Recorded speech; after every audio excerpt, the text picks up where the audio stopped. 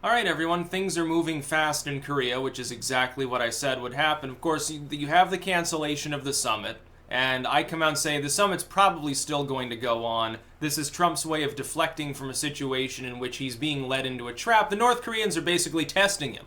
Kim Jong-un essentially was testing Donald Trump. Will he pull out? Will he make good on that? Is he desperate to meet with me? Is this just, for his political gain or whatever, to look good for the cameras? Or the U.S. is worried about us? We need to test this. We're going to say something naughty about Mike Pence and see what happens. And now Kim Jong-un very respectfully issues another statement. Oh, we still want the summit to go on. We still want to meet with the U.S. We're willing to wait. It's okay. Now, Trump comes out. In response to that, he says, oh, yeah, that's a fine idea. We still want the summit to go on, too. We've got to hammer things out first, though. We're going to have to agree on things. Basically, the Pence stuff can be, water under the bridge. I pray to God I don't have to use these nuclear weapons because I got a lot of them and an itchy trigger finger.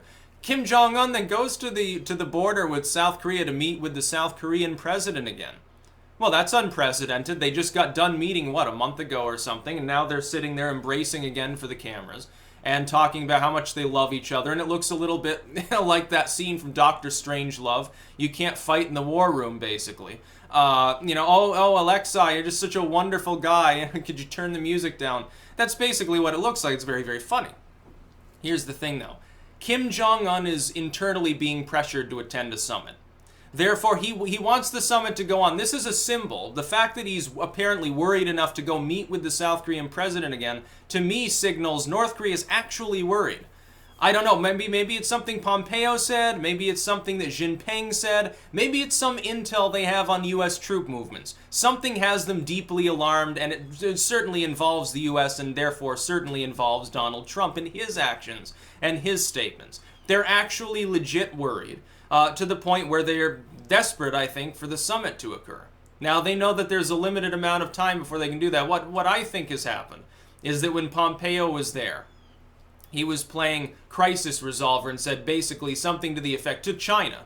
Probably said to Jinping, the U.S. is going to march in there. We will invade North Korea at some point. Knowing full well Jinping's people would tell Kim Jong-un this. Then he goes over to North Korea and tells him, we don't want it to happen, but we need a summit. We need some progress because, the American people are getting really, really upset over here.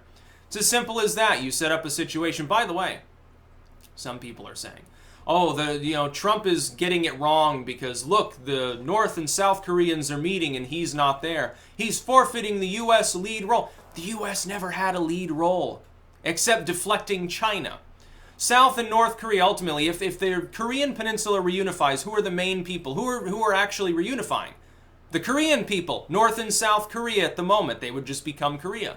If denuclearization occurs, who primarily benefits from that? South Korea, not us. North Korea can't target us with their primitive hydrogen bombs anyway. They can't do it. South Korea, and to an extent Japan, China, and Russia. The people within the region that could actually suffer if a war broke out. If peace is reached, if a peace treaty is signed ending the Korean War, who are the main actors? North and South Korea, not the U.S. We've got a troop presence. We were involved in the Korean War, but it wasn't on our continent. It's the Koreans primarily that suffered and died. It was terrible for the U.S. Primarily, it was Koreans. It was their struggle. It was just we were involved because it was part of the grand chessboard because the people rising up happened to be communists. That's the only difference.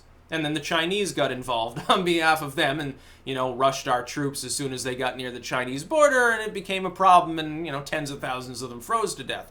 Or starved because they were not given proper equipment. Actually, our military was almost a laughingstock in the wake of World War II. We hadn't modernized like the Russians and even the Koreans had in many measures. They actually had better equipment at times and in certain situations.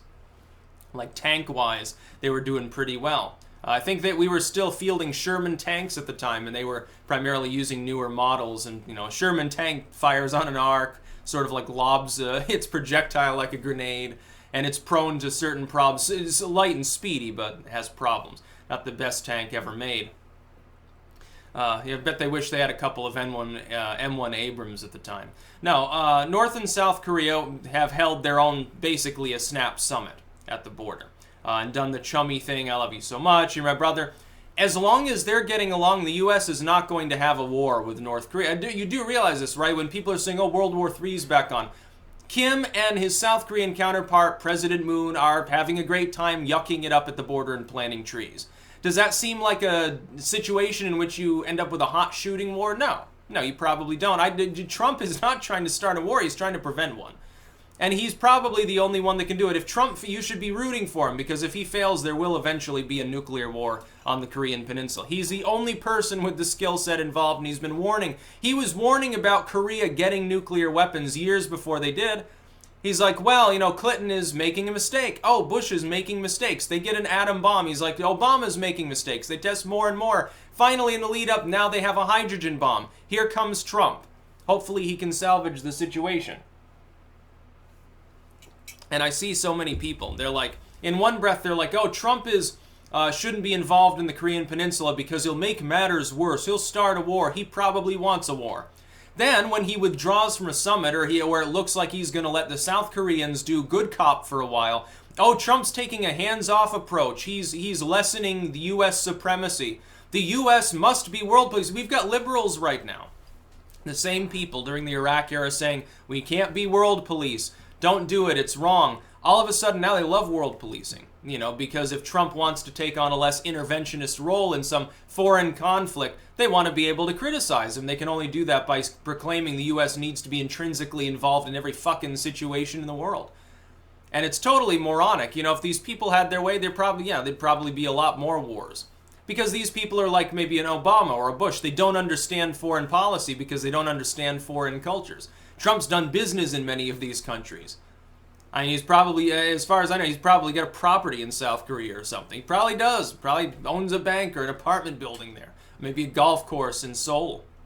Maybe he wants to build one Pyongyang without maybe he wants Pyongyang to have a Trump golf course instead of become a Trump parking lot. Did you ever stop to think that maybe he actually isn't genocidal and evil and insane? Well, for his critics, probably not. He's doing the right thing. Look, they're meeting at the border, discussing how to make the summit go forward. That shows desperation on Kim Jong-un's part. You've got to understand a little bit about Asian culture and politicking. It's not the same as the way things are done here in the United States. The closest thing to that kind of politics, the give and take, the back and forth, instead of exchanging pleasantries and doing the gentlemanly sort of, you know, European diaspora thing, it's a little different. You don't show disrespect. If you do, expect to get it in kind. If you don't do a little bit of that back and act outraged and say, I condemn this, and be offended and withdraw from every meeting and start all over again, then you look weak. It's posturing. It's not an actual prelude to war. It's posturing. Kim Jong-un has been doing this his entire presidency there in North Korea. I don't know. You wouldn't really call it a presidency, but his leadership of North Korea, since he was born of a unicorn under a rainbow, or fucking whatever they say about him. His father did the same thing, and his father before him. It's the politics of posturing. It's not like what, you know, two European leaders meeting for tea are going to do. It's more like a cutthroat boardroom. Trump's been in a cutthroat boardroom his whole fucking life. You know, even when he was a little kid, what was his daddy doing? He was in the same business. In New York, real estate development.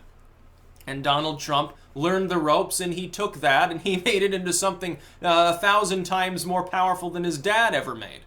You know, I'm sure he was quite proud of him, by the way. Yeah. No, Trump's a fine dude. He's doing a fine job on Korea. And a lot of people will call you an apologist if you think that. It's not apologism. I'm analyzing it from the same fucking perspective I have been for years. This is why Obama failed fundamentally in North Korea. He thought he could go in with a European-style mindset and play the America and Europe-style thing in Korea. It doesn't work. And it didn't get him any respect elsewhere in the region. It didn't get him respect in China. It didn't get him respect in the Philippines. It didn't get him respect in Vietnam. And to the point where Australia was cutting more deals with these nations than we were, almost. Even almost forsaking the Japanese. The only people right now in the region who I think are truly worried are Kim Jong-un and Shinzo Abe. Shinzo Abe, because he's like, oh, Trump, don't forget about all the Japanese prisoners that are there now. You got to get something for us, you know, we're worried because Korea would be a major competitor to us.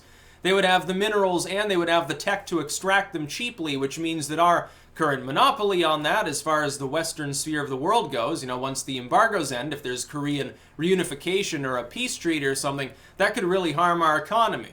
So what are you going to do for us, basically, says Shinzo Abe. Not a bad point to raise. That is going to be a sticking point. What about China? China wants to guarantee access to those cheap minerals. They might have to pay a little bit more now if there's a peace treaty signed and South Koreans start developing those North Korean mines. Could become a problem for China. There are a lot of people with a lot of economic leverage in the region, and they want a seat at the table. They want to be at the summit, so to speak, too. Right now, though, it's primarily North and South Korea hashing it out. Good. The South Korean president, like he's not basically a Trump proxy anyway. He's sitting there, oh yeah, Trump deserves great credit. He should get the Nobel Prize. Apparently has a chummy relationship with him. Trump would probably get along really well with Kim Jong-un as well. They'd probably have glowing photo ops. Trump will go and shake his hand at the border. They're going to meet in Singapore. I expect that it'll still go on. I expect that the summit will go ahead, uninhibited. And it'll probably, North Korea will end up giving more concessions.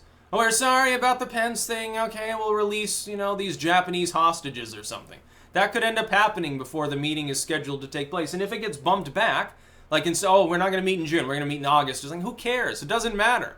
It doesn't matter when it actually happens. If you go into it from a position of weakness, as people want Trump to do, you're not going to get anywhere. He comes away with nothing. He probably ends up giving things up.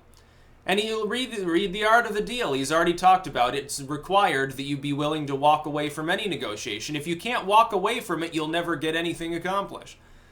Don't just, because it shows weakness. Look, if you're trying to negotiate with someone, they're giving you a raw deal, and you're like, well, okay, at least I get something here. But you're going to get screwed. Donald Trump was told, never do that. His daddy probably taught him that one.